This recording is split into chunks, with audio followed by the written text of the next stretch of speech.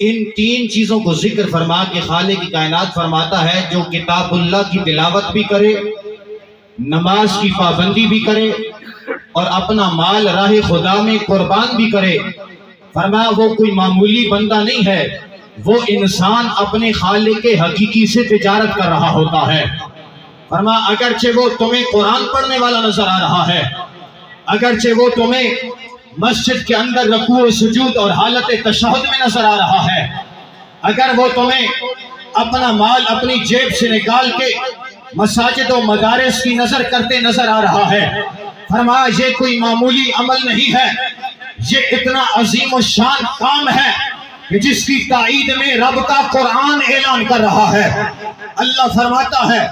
یہ عام بندہ نہیں ہے جو اپنے لبوں پہ قرآن کی تلاوت کو سجائے ہوئے ہے،